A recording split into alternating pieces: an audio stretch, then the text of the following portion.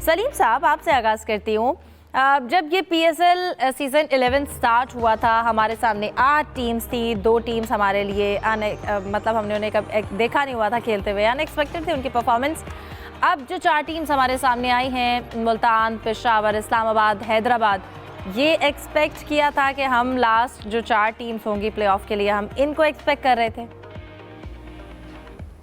मेरे ख्याल है इनमें से लाहौर जो कि डिफेंडिंग चैंपियन थी उसको भी हम एक्सपेक्ट कर रहे थे। ग्लैडिएटर भी फाइनल खेले तो उनको भी एक्सपेक्ट कर रहे थे। दोनों टीमें फारिग हो गई और जो किंग्समैन आई है ऊपर, ये भी बहुत एक हैरान कुन उनकी परफॉर्मेंस रही कि शुरू में 4 मैचेस वो हार गए और बाद के जो 6 थे उनमें से 5 मैच जीते। बहुत उन्होंने तेज़ी से अपना गेम इम्प्रूव किया, वरना एक वक्त में सबसे आखिर में थे वो। और बातें ये हो रही थी कि जो दोनों नई टीमें आई हैं, एक ही रावलपिंडीज़ और किंग्समैन, दोनों की परफॉर्मेंस बहुत ख़राब है। दोनों ही की वजह से इवेंट ख़राब हो रहा है, कोई मुकाबला बराबर का नहीं हो रहा।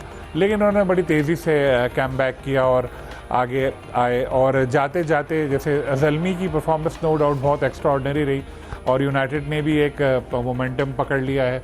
सुल्तान्स वो भी बहुत अच्छा खेले। थोड़ी सी अब उनकी परफॉर्मेंस में एक ऐसा नज़र आ रहा है, कोई फ़र्क नज़र आ रहा है। देखते हैं आगे क्या उनका होता है। लेकिन जिस तरह से कल किंग्समैन की टीम मैच खेली और उन्होंने फतह हासिल की, बहुत बड़ी, वो एक देखने वाला मैच था कि उन्होंने पहली बॉल जब वो खेलने के लिए आए तो उनको पता था कि उनको करना क्या है, अपना मकसद पता था।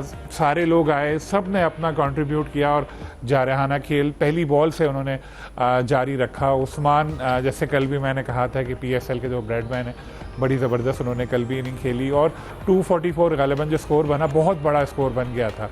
और जब उसके बाद हमने इनकी पिंडीज़ की बैटिंग देखी तो एक वक्त तो ऐसा था कि 12वां ओवर गालिबन चल रहा था, 102 रन पे 4 खिलाड़ी आउट थे। बाद में 34 रन पे पूरी टीम उनकी आउट हो गई और समझ नहीं आया ऐसा क्या पिच में कांटे निकल आए थे या क्या ऐसी चीज़ हुई थी कि जो आ रहा है आउट हो रहा है। आमिर हमेशा बिल्कुल नीचे बैटिंग करते थे, कल उनको थोड़ा ऊपर भेजा, वो आउट हो गए।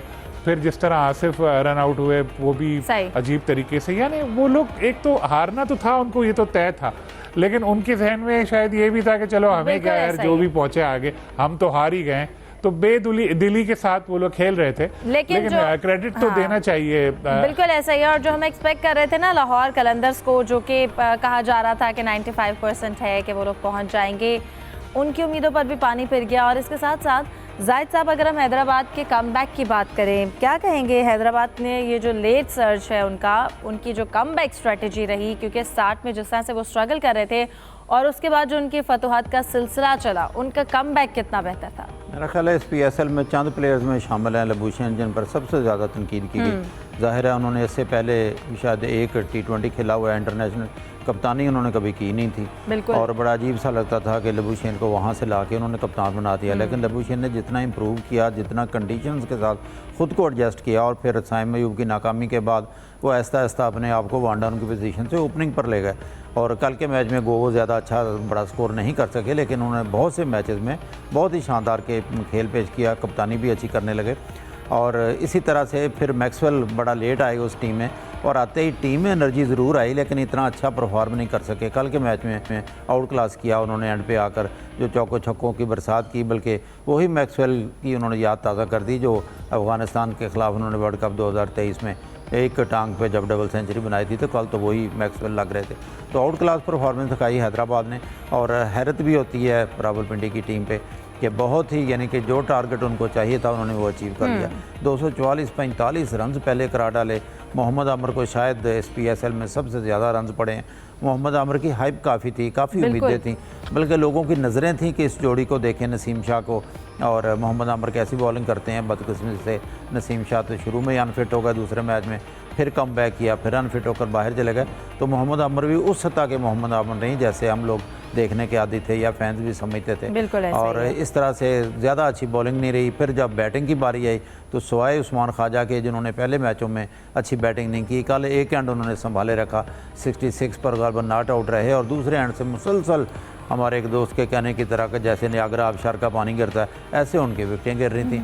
और 137 पे, हालांकि 158 चाहिए था उनको बचने के लिए, ताकि अगर वो इतना कर जाते तो फिर लाहौर कलंदर क्वालिफाई करती। उनकी खुशियाँ कोई बेजा नहीं थी। लगता नहीं था कि हैदराबाद जो है, ठीक है एक T20 जो है ना काफ़ी फ़नी गेम है, इसका सबूत तो अक्सर टूर्नामेंटों में मिलता है, लेकिन अभी हमें ताज़ा तरीन भी मिल गया कि मुसलसल हारने वाली, फिर इतने मार्जिन से जो जीतना था वो भी उनका टारगेट था, लेकिन बहुत अच्छा हैदराबाद ने कमबैक किया और प्ले ऑफ में पहुंचे। बिल्कुल ऐसा ही है। ज़ुबैर, आप ज़ुबैर को भी अपने डिस्कशन में शामिल करते हैं। ज़ुबैर, कहिएगा कल जो दोनों मैचेस थे कराची में हुए, कल जो मैच होगा वो कराची में होगा। इस साल PSL जो सीज़न 11 है उसका लास्ट मैच है, तो इस हवाले से क्या कहेंगे हम अगर एनवायरनमेंट की बात करें, प्लेयर्स की बात करें, और फिर जो कल वहाँ पर मैचेस हुए बड़े शानदार मैचेस थे, इस बार क्या कहेंगे जो बड़े नामों की अगर हम बात करें उनसे ज़्यादा जो टीम केमिस्ट्री है उसने बड़ा अच्छा रोल प्ले किया है? देखें, कल के जो 2 मैचेस थे बड़े दिलचस्प हुए थे और बड़े सनसनीखेज रहे थे और सबकी निगाहें इन मैचेस के ऊपर थी। जाहिर है कि क्वालिफायर के लिए भी डिसाइड होना था, और सबसे बड़ी बात ये कि जो हैदराबाद का और रावलपिंडी का मैच हुआ उसके ऊपर सबकी निगाहें थी, क्योंकि लाहौर कलंदर्स भी बड़ी होप्स रख रही थी। लेकिन जैसा कि हमारे साथी ने कहा कि बहुत ही बिल्कुल दुरुस्त अंदाज में बात की कि एक अच्छा टारगेट सेट करने के बाद जो रावलपिंडी जो है 136 रन के ऊपर अगर आउट हो गई तो बड़ी अचंभे की बात थी, और लग तो नहीं रहा था कि रावलपिंडी जो है इसने कम स्कोर के ऊपर आउट हो जाएगी, लेकिन सडनली जिस तरह से उनकी विकेटें गिरी तो वो हैदराबाद किंग्समैन के लिए यानी एक बहुत सूदमंद साबित हुई। बहरहाल इस मैच के हवाले से बहुत से शक्कूक और शुबात अपनी जगह पर जन्म तो ले रहे हैं कि रावलपिंडी एक अच्छे हदफ की को कबूल करने की कोशिश में जो है सिर्फ 136 रन के ऊपर आउट हो गई, और जिस तरह से पेदर पे उनकी विकेटें गिरी वो भी बड़ी अचंभे की बात थी। कोई शक नहीं कि दोपहर को गर्मी बहुत थी और उसके बाद जब शाम में समुद्री हवाएं चलनी शुरू हुई तो बॉलर्स को फायदा हुआ, लेकिन इसमें जो है रावलपिंडी के जो बैटर्स की जो नाकामी मैं समझता हूँ वो ज्यादा अहम थी बनिस्बत ये कि हैदराबाद किंग्समैन के बॉलर्स वो एक अच्छे उसको अचीव कर सकते थे अपने टारगेट को, लेकिन रावलपिंडी ने जो है जिस तरह से बिल्कुल कल रावलपिंडी ना हमें बैटिंग के हवाले से फ्लॉप नजर आई, बल्कि अगर हम बॉलिंग की भी बात करें 245 का टारगेट जो है वो हैदराबाद ने सेट कर लिया। वो जो कल अचीव करना चाहते थे उन्होंने वो किया, एक बड़ा टारगेट सेट करने के साथ साथ वो टीम को रिस्ट्रिक्ट करना चाहते थे उन्होंने वो भी किया। तो रावलपिंडी कल हमें बैटिंग में भी फ्लॉप नजर आई, बॉलिंग में भी फ्लॉप नजर आई। बिल्कुल आपने दुरुस्त कहा कि रावलपिंडी दोनों, बल्कि फील्डिंग की अगर बात की जाए तो फील्डिंग में भी तीसरा शोबा बड़ा अहम होता है और अहम तरीन कैचेस उन्होंने ड्रॉप किए रावलपिंडी ने, जिसकी वजह से उनको शिकस्त का सामना करना पड़ा। तो 2 शोबे नहीं बल्कि तीनों ही शोबे, बॉलिंग, बैटिंग और फील्डिंग, तीनों में जो है रावलपिंडी जो है बिल्कुल मैं समझता हूँ कि चारों शाने चित हो गई थी, और यही वजह बनी कि हैदराबाद किंग्समैन जो है क्वालिफाई करने में कामयाब हो गई। अगर हम बात करें कल के मैच की तो देखें कल का वेदर जो है एक मरतबा फिर गर्म मौसम होगा, और गर्म मौसम में जो है जाहिर है कि शाम को ठंडी ठंडी हवाएं चलने लगेंगी, तो उसका बेनिफिट जो है वो मैं समझता हूँ कि बॉलर्स को मिलेगा। लेकिन ओवरऑल अगर हम देखें तो इस्लामाबाद यूनाइटेड की टीम बहुत स्ट्रॉन्ग टीम मुझे नजर आती है कंपेयर एज हैदराबाद की किंग्स। ठीक है, हैदराबाद ने अब तक परफॉर्म किए मुसलसल शिकस्तों के बाद जो वो एक मरतबा फिर मैदान में कामयाबी हासिल करती रही, लेकिन इस्लामाबाद जी बिल्कुल इस्लामाबाद यूनाइटेड ने भी जो कल मैच हुआ उसमें बड़ा अच्छा परफॉर्म किया। यकीनन कल का जो मैच होगा उस पर हमारी नज़रें भी होंगी। बहुत शुक्रिया ज़ुबैर नज़ीर, आप हमारे साथ मौजूद थे।